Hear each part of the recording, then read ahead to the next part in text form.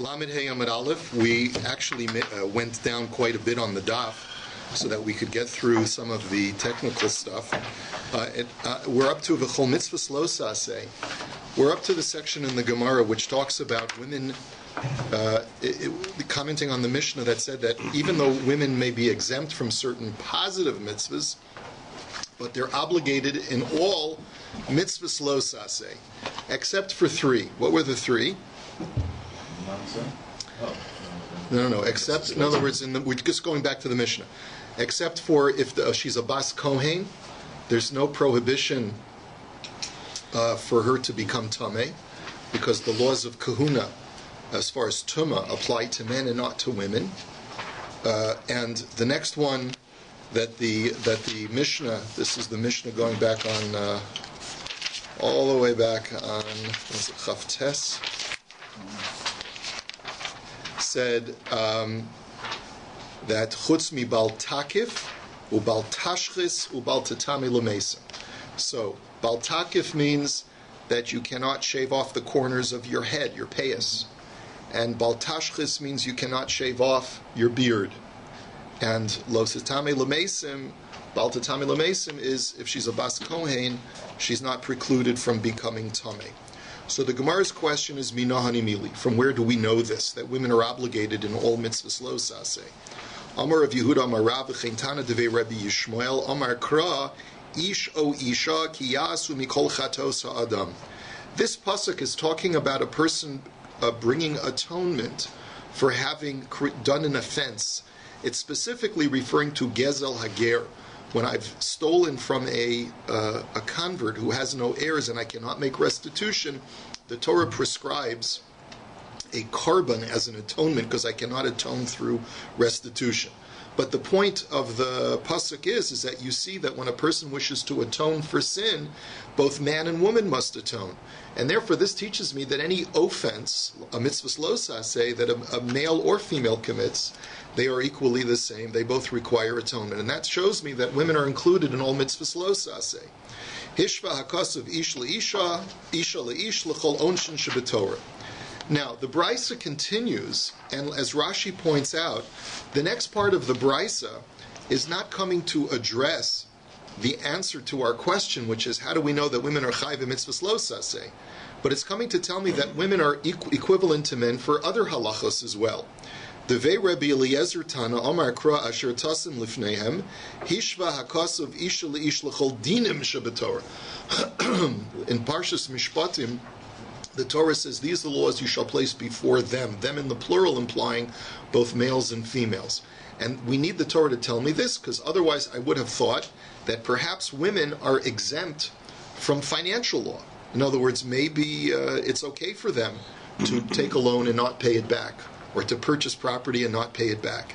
And so you might have thought that. So comes along the pasuk to tell you, no, women are included as much as men are in these obligations.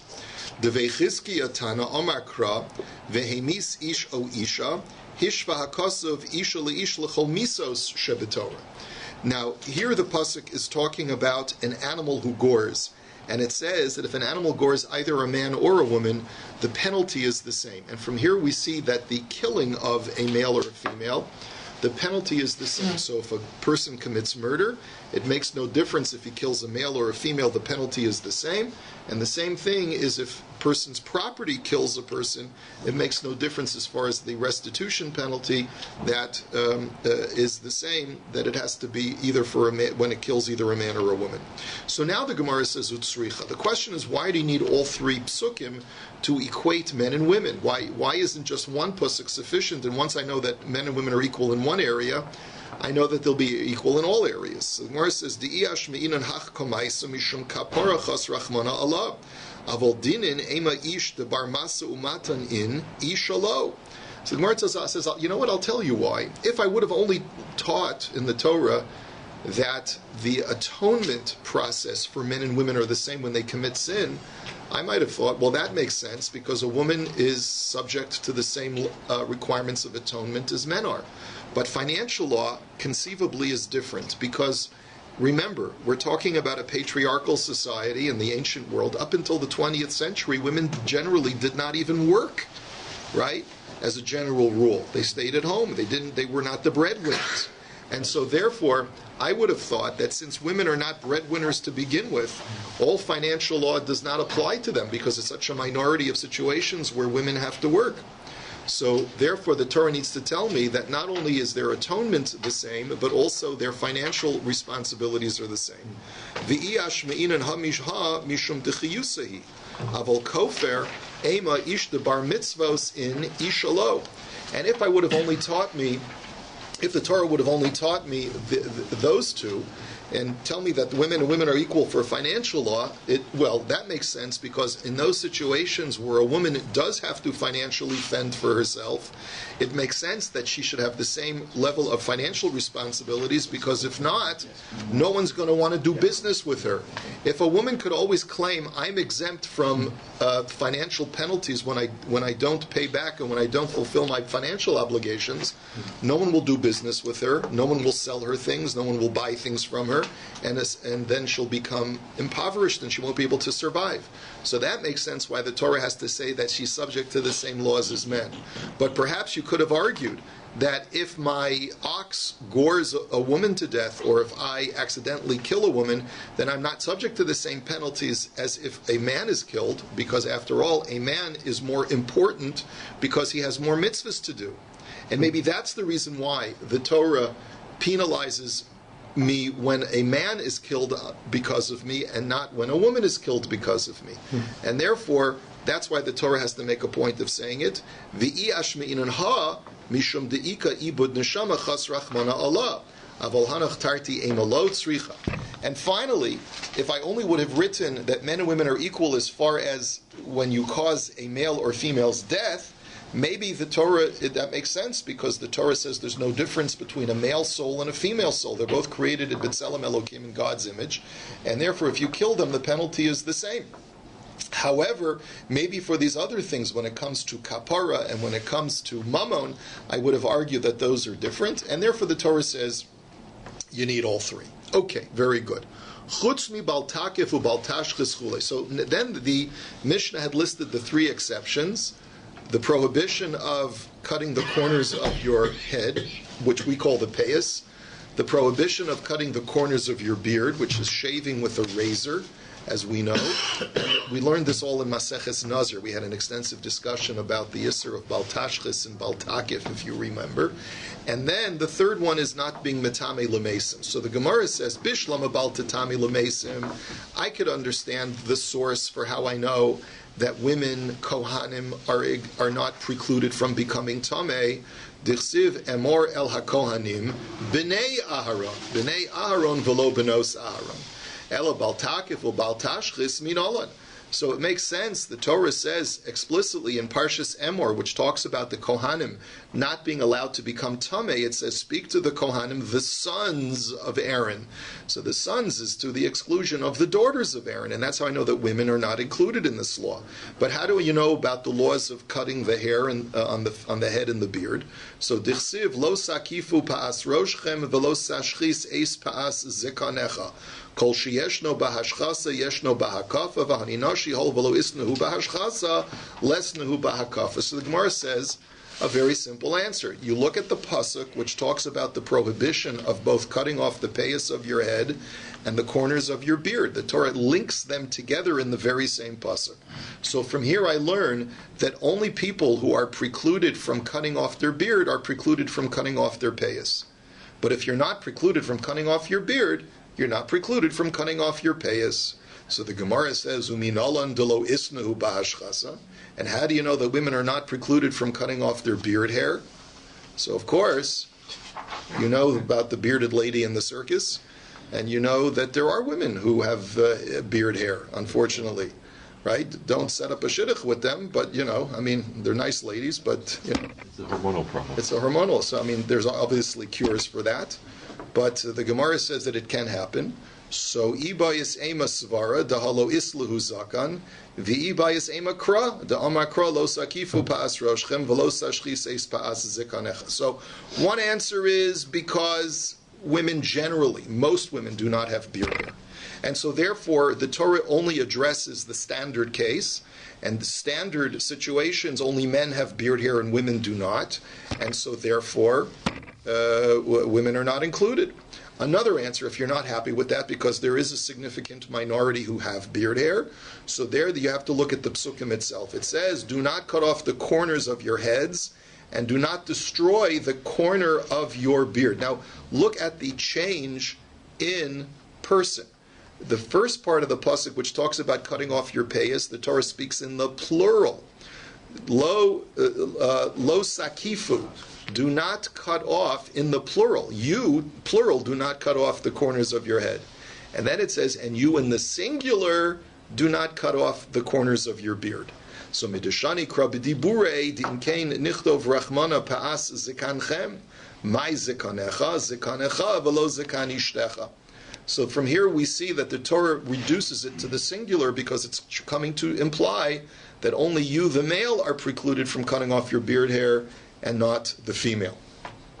Okay, so the Gemara now says, I had a guy in my shul. You guys know him, Jeff Astroff. You've met him before. So he used to make the announcements on Shabbos. And one of the jokes during Sfiras HaOmer, he says he can tell what day of Sfira it is by the length of the beard hair in his pizza. Anyway, because the kosher pizza shops were known not to be clean places. There's an extra topping. So he said, "There's an extra." That's right. They charge you for this. Anyway, okay, moving right along. So then the Gemara says, "Velo, you mean to tell me that women are not precluded from cutting off their beard hair?" Look at the following brisa of Tanya: "Zekani shave hasaris shehelu se'ar harehin kizakan l'chol divreihem." That if either a woman or a eunuch grow a beard, so then the laws of beards apply to them equally. So doesn't that indicate my lav lahashchasa? Doesn't that prove that there's a prohibition for a woman to shave her beard hair? So Amar Abaye lahashchasa lamotzi samart diolef paas mibnei Aharon malahala noshim peturos afkan noshim peturos. So Abaye says no, that's impossible. The brisa cannot be telling me that women have a prohibition of shaving their beard. And how do I know this? Because I have the Gezerah Shava. The Gezerah Shava works like this. It says the word pa'as by shaving off your beard hair, and it says the word pa'as in the context of Kohanim. Now, it's very interesting because in Parshas Emor, not only does it tell me that a Kohen may not become tameh for a deceased relative or a deceased person, but it also tells me that a Kohen may not mourn excessively for a death. And we know that that's true for all Jews, but the Torah makes a point of saying it by Kohanim specifically. And what does it say? It says, Lo yikruchu karcha birosham. They are not allowed to create bald spots in their hair, which is what people used to literally pull out their hair as an expression of mourning. Ufa'as zikanam lo yigalechu. And they're not allowed to cut the corners of their beards to express mourning. Uvibsaram lo yisritu sarates, and they're not allowed to scratch themselves on their skin as an expression of mourning. So what you see from here is the word pa'as, the corner of their beards, they're not allowed to shave, is the same word that's used over here by shaving off the corners of your beard. So the Torah says we make a connection. Just like by Kohanim, the law is only for men and not for women, as we established before, Emor la Kohanim b'nei Aharon, the sons of Aaron. So too, the law of zakan, of shaving off your beard, only applies to men and doesn't apply to women. So now the Gemara says, let's discuss this a little bit further. V'is virlan dechikas of b'nei Aharon akule inyana kesiv. Now hold on a second, says the Gemara. So what are you telling me? That all the laws in Parshas Emor having to do with kahuna are only addressing B'nai Aharon and not B'nos Aharon, even though the words B'nai Aharon appear at the very beginning of the Parsha? You want to say that follows throughout every single law that addresses the Kohanim? Now hold on a second. If that's the case, then Nishto Kra Minei V'teisei B'kal V'chomer Va'ana Amina U'ma Kohanim Shariba Bahem HaKasuv Mitzvos Yeseros B'nai Aharon V'lo B'nos Aharon Yisrael lo kol shekain. The Gemara says, then why do you need a Gezerah Shava? to say that the word pa'as is written here and the word pa'as is written there. Even without a gezerah shava, you should have a kal v'chomer. And you should say, if the laws of Kohanim, where the Torah places additional restrictions on Kohanim more than other Jews, yet these laws only apply to men and do not apply to women, then surely for Bnei Yisrael, where the very same law is addressed, the law should apply only to men and should not apply to women. So if that's the case, then why do you need a Gezerah Shava? Just learn it out from a straight Kal V'chomer, from logic alone. So the Gemara answers, I'll tell you why. Ilav Gezerah Shava Hava Amina Hifseka Inyan. So the Gemara says, if it weren't for a Gezerah Shava, I would have thought that the words Bnei Aharon do not apply to all of the other laws. But Hashtanami Nema Hifseka Inyan. So the Gemara says, well, so Taka, why don't you say that? Why don't you say that Taka, the words Bnei Aharon do not apply to the restriction of cutting the hair, that they apply equally to men and to women? V'imi shum gezerah shava mi boy le'lechetanya. And if it was only for the gezerah shava issue, maybe I would tell you like this. The gezerah shava is not there to connect and say that just like only women are precluded by the Kohanim, women just like women are not included in the Isser by Kohanim, women are not included in the Isser for shaving the beard. No, maybe I'll tell you that the word pa'as could mean like this: L'chedetanya lo yigalechu, yachol gilacho b'misparayim yiyachayev tamalomer lo sashchis, yachol likto b'malaki uverhiptin yiyachayev tamalomer lo yigalechu. Ha'ketzad giloch sheyish bo hashchasa hevi omer zetar. This is all a discussion that we went through in Maseches Nazir, where we talked about what type of prohibited shaving does the Torah address when it talks about the prohibition of shaving off the beard. And what we clarified is the Torah uses the word legaleach, to shave, in the context of the Kohanim, and it uses the verb lahashchit, to destroy, in the context of when it talks about Yisraelim, just regular Jews, not shaving off their beard. And the Gezerah Shava is coming to tell me, pa'as, that you connect where it says giluach by the Kohanim to the verb lahashchis, which is discussed by regular Jews. And what do you learn? You apply the laws of giluach to hashchasa and hashchasa to giluach. Because what does the word legaleach mean? Legaleach means it has to be a normative utensil that's used for hair removal. It can't be like a planing instrument, like if you recall we learned in Maseches Nazir. And lahashchis means that it has to be something that cuts all the way down to the skin and creates smooth skin, to the exclusion of a pair of scissors which snips the hair but still leaves residual hair. So you put those two together, and it has to be an instrument that both shaves down to the skin and is used as a normative hair cutter, and it teaches you therefore that the only thing that's prohibited in the shaving of the beard is a razor. That's what we had learned, and that's what we could use the Gezerah Shava for. So the Gemara's question is, how do you know that the words Emor ala Kohanim b'nei Aharon, that it's only that where the Kohanim are only the Parshas Emor is only talking about b'nei Aharon, is addressing all the laws in Parshas Emor, not just the laws of Tumah, but also the laws of shaving. Maybe it's not addressing the laws of shaving, and it's only addressing it's addressing males and females equally. And the Gezerah Shava is coming to teach me something totally different. So the Gemara says that can't be the case, because imkei nichtov kra es shebizakanecha, my paas zikanecha shmami natarti. So the Gemara says no. The verbiage of the pasuk itself indicates that there are two laws for which we are making a Gezerah Shava between regular Jews and Kohanim regarding cutting the beard. Why? Because the Torah, in discussing the prohibition of shaving off the corners of your head and the corners of your beard, uses the word pa'as twice. The Torah says, Lo sakifu pa'as roshchem, v'lo sashchis eis pa'as zikanecha. It's like, if I were to translate it in English, it's like this: do not cut off the corner of your head, and do not cut off the corner of your beard. Now, what's an easier way of saying that? Do not cut off the corners of your head or of your beard. Why did the Torah have to write the word pa'as a second time?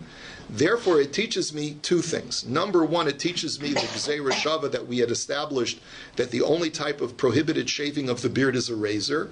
And number two, and that's why the word Pa'as is written a second time, is to teach me that the laws that apply to the kahuna, namely that it only applies to males and not to females, also applies to a regular Yisrael for shaving, that it only applies to males and it doesn't apply to females. And that's how I know, says the Gemara, that when the Torah limits it to females, it's not just limiting the restriction only to males regarding Tumah, but it's also restricting only to males and not to females by shaving as well.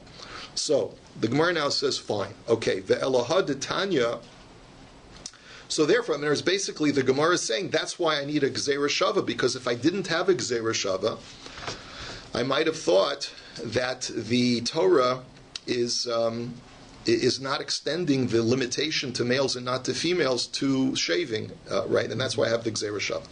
Ve'elaha detanya zekan ha'isha ve'hasaris shehe'elu se'ar harehin kizakan l'chol divreim l'may hilchasa. But now we're left with a question. We had a brisa that said that the laws of beard hair are equal for men and women and eunuchs. So what do you mean? If it's not referring to the prohibition of shaving, what is it referring to? So Omar Marzutru Lutumas Negoim. It's coming to teach me about something in this week's parsha and last week's parsha about the laws of tsaras. Why? Because the Torah, if you noticed in last week's parsha, had indicated that there are different criteria for tsaras on the skin, on a part of skin which does not grow hair, versus a part of the skin which grows hair. And the Torah has separate sections to discuss when tsaras appears in a hairy area versus where tsaras appears on a smooth-skinned area. Now, what the brisa therefore is teaching me is that if a woman develops tsaras in her beard, don't think that because most women have smooth skin on their face that the laws of hair tsaras do not apply to her. The chiddush is, no, hair tsaras still applies to her. Is it that even a woman who doesn't have beard hair but has tsaras in an area where a beard... No. It means to say, wherever she has hair, even if she's growing it in a place where women normally don't grow hair, the laws of hair tsaras apply to her and not smooth-skinned tsaras. So the Gemara says, but wait a minute, tumas negoim behedjek siva, v'ish o isha ki yevo nega barosh o vizakan. The Torah says that explicitly. Why does the Brisa have to make a point of saying that? The Torah says if a man or a woman has tsaras in a hairy area on their head or on their beard. So clearly the Torah acknowledges that it's possible. So the Gemara says, Ela Omer Marzutra l'taharas negoim. L'taharas negoim. So Marzutra suggests, no, maybe the Brisa is teaching you that not only are the symptoms equal for men and women in an area where she grows hair on her beard, but also the protocol for purification is the same. When a woman has tsaras in her beard, for hairy tsaras. Well, the Gemara says, wait a minute, taras negoim nami pshita, kevin debas tumehi bas tahari. That's obvious. Once the Torah tells me that the laws of Tumah apply to her when she develops a tsaras lesion in a hairy area, then obviously the laws of, and she's impure, then obviously the purification process would be the same. You don't need a brisa to tell me that. So the Gemara says, you're right. So let's go back to our original explanation. That really, even though the pasuk says explicitly that it's talking about men or women when it's talking about hair tsaras, but I could have thought to read the pasuk this way. It's terichsal gadaita chamina litzdadim ksiv. Ish o isha ki nega birosh, kama o bizakan hadarasan leish, kamash malan. I might have thought to put a comma after the word birosh. That if a man or a woman have a lesion on their head, then they're treated the same. O bizakan, or in the beard, applies only to men. That's how I would have read the pasuk. Even though the pasuk starts with ish o isha, but since hairy head tsaras is mentioned first, I would have thought that it only applies to the head, to hair on the head, for both of them. And then when it says or the beard, it only applies to the male. So therefore, that's what the Bryce has to tell me, that no, ish o isha extends both to a hair on the head and hair on the beard. Now, isitani af bal yikrachu nashim peturas. Now the Gemara tells us that in addition to the Mishnah, which tells me that women are precluded from the prohibition of creating a bald spot, for shaving their head, their payas on their head and their beards, Isi says they're also precluded from the prohibition of making bald spots on their scalp. And this, as remember we mentioned, this was a way of expressing your mourning. You would literally pull out your hair. So women are not prohibited from that, even though the Torah prohibits it for men.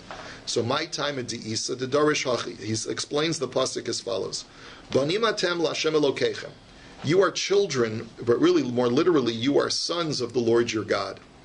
Right? I had my shul in Allentown, Pennsylvania, was called Congregation Sons of Israel. So the women, of course, got upset. Why you call it Sons of Israel? Because why? Because that's how you translate B'nai Yisrael. So Banim v'lo Banos. So every time the Torah says B'nai Yisrael, it's referring to the sons of Israel and not the daughters of Israel. So you see that sometimes the word Banim means literally just children generically. But many times Chazal had a tradition that if the Torah writes it in a superfluous or an unnecessary fashion, it's coming to teach me that it only refers to sons and not to daughters, like it says, "V'limadetem osam liv es b'neichem." You shall teach your sons, and that's where we learned that only boys are chayiv in Talmud Torah and girls are not. So the same thing over here. The Torah says, "Banim atem l'Hashem Elokechem." You are sons of the Lord, and then tells me the following two prohibitions: Lo sisko to do, which means what? Do not disfigure yourself over the dead. V'lo sasimu karcha b'neinechem lameis, and do not create a bald spot between your eyes to shave your pluck out your eyebrows or your hair on your head for the dead. So we only know this because we only know whether it's sons or children by a Masorah. Well, no. I do think it's more than that. I don't want to get caught up. I don't want to get ensnared in committing myself to one way or the other, because the truth is that it's very possible that Chazal had a formula for knowing when it's Banim means sons and not daughters, and when it means children generically. It could be that when the pasuk didn't need to write the word Banim, that's when we know that it's sons and not daughters. Rabbi Molesky used to say that when it came to the four sons, and there was a sort of a feminist outcry. What do you mean? He said it doesn't mean children. He always understood it to mean four children, and he was shocked that somebody would have thought it meant. So I just saw a commentary that said, why not daughters? Why not sons? He says because the truth is you could have a wise daughter, you could have a wicked daughter, you could have a simple daughter, but I've never seen a girl who doesn't know how to ask. But it says us there, no? It says female. What? What? But it says us regarding him. Female. That's the mother. That's the mother. It's not talking about the girl. Right? That's a shtickle Purim Torah. Okay. But you can say that over at your Sidorim, okay? We'll coach you. Okay, please. All right, let's go. Okay, so the Torah says those two things after it says you're the sons of the living God, it says do not disfigure your skin and do not place a bald spot for the dead. Ki am kadosh atal Hashem Elokecha, because, and then the next pasuk says, because you are a holy nation for the Lord your God. So Isi learns it like this: Banim v'lo banos lekorcha. He says, even though the Torah first says, do not disfigure your skin, and then do not create a bald spot, he says, when the Torah starts off by saying, Banim atem, your sons, it's actually coming to limit only the prohibition of creating a bald spot. So he has to explain himself.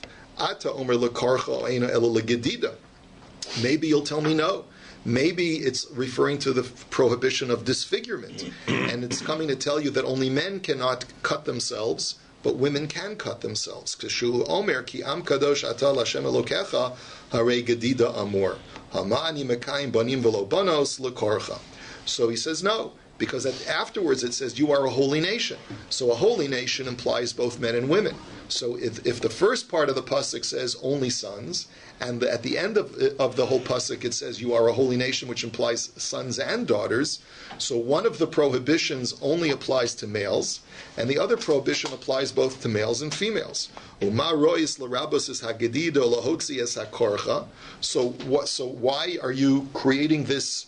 Where do you see that the prohibition of bald spots only applies to males, and the prohibition of cutting yourself applies to males and females. Say vice versa. So marbe anias hagedida sheyeshna b'makom hasar v'shelo b'makom sar. So the Gemara says it's a svara, it's logic. It makes more sense to say that a more encompassing prohibition would apply to a more encompassing act of disfigurement, because you can disfigure yourself through cutting on all parts of your body, both on parts that have hair and do not have hair. But you can only disfigure yourself by plucking out hair in areas that have hair. So therefore, it makes more sense that a disfigurement or an action that is more encompassing should apply to a more encompassing group of people, and that's how I know this. So the ema banim velo banos bein lekorcha bein legedida v'chikasav ki am kadosh atal Hashem elokecha b'sritahu dichsiv. So the Gemara then makes an objection, and it says, but perhaps I could interpret the pasuk this way, that maybe sons are the only ones included in the prohibition of both plucking the hair and cutting the skin. And why then does the Torah say, for you are a holy nation? What is it coming to include? It's coming to include another type of cutting the skin. In other words, the Gemara suggests that we know elsewhere in the Torah says by the Kohanim, uviv saram lo yisratu saratis, they're not allowed to scratch their skin.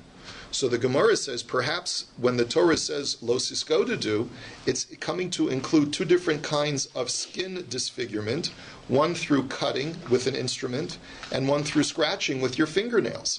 And perhaps, therefore, when the Torah says ki am kadosh, it's coming to include women only for the prohibition of skin disfigurement through the fingernails, through sarates, and not through disfigurement of a blade, which is less common. So the Gemara says, Ksavar isi sarita ugedida echasi. So the Gemara's conclusion is that no, Isi ben Yehuda says there's no difference, since the end result is the same, that your skin is mutilated as a result of your applying trauma to it. It doesn't matter whether it's a result of a blade or whether it's a result of your fingernails. The prohibition is the same, and therefore, if there's only two prohibitions and one applies to everyone and the other one applies to males only and not to females, we must conclude that the prohibition of pulling out your hair only applies to males and not to females, and the prohibition of cutting your skin, mutilating your skin, applies to both males and to females.